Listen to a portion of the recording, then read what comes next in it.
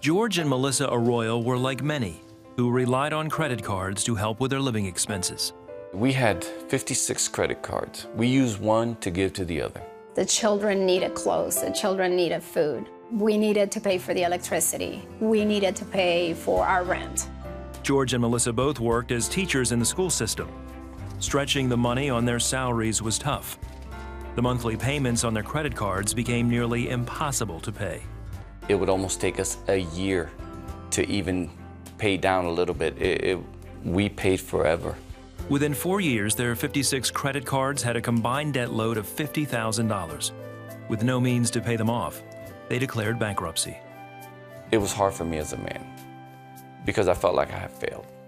I believe that our lack of obedience to God and tithing caused us to slip all the way to the bottom when we had to declare bankruptcy. In the middle of their financial difficulty, they went through a very tough time when Melisa was diagnosed with cancer. My first thoughts that my life was over, that my children were gonna have to graduate without me, that my husband was gonna have to live his life without me. It's like you going 100 miles an hour with your car and making a screeching stop. Life stopped right there. Melisa was facing 8 months in the hospital to undergo aggressive chemotherapy and blood transfusions. She and George continued to pray and believe God for the best. George and Melisa were now putting God first in every area of their lives, including their finances. You look up to the sky and you say, you know what? Lord, it's yours. It's yours. My wife is yours. My money's yours. My life is yours. We need to give it all to you.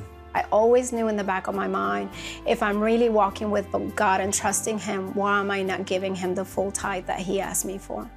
The couple tithed faithfully even after Melisa had to take a leave of absence from work.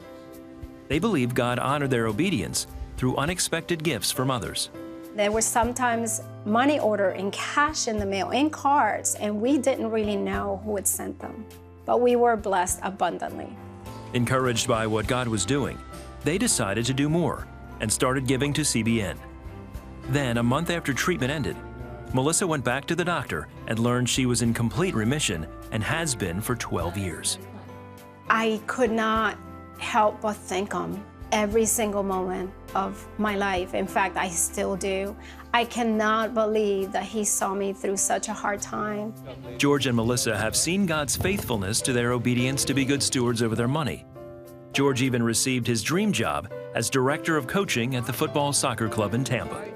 And that was the Lord, and He's provided us with more money, more blessings. Since then, they increased their giving to CBN. They say their current financial stability is the result of their obedience to give. God is a good Father, so when He gives us principles and guidelines to live by, He wants the best for us. He wants to give us a hope and a future. Give abundantly, give graciously, give cheerfully, because it's His, and God loves you. And when you do that, it shows your obedience to Him, and that's what He wants to see.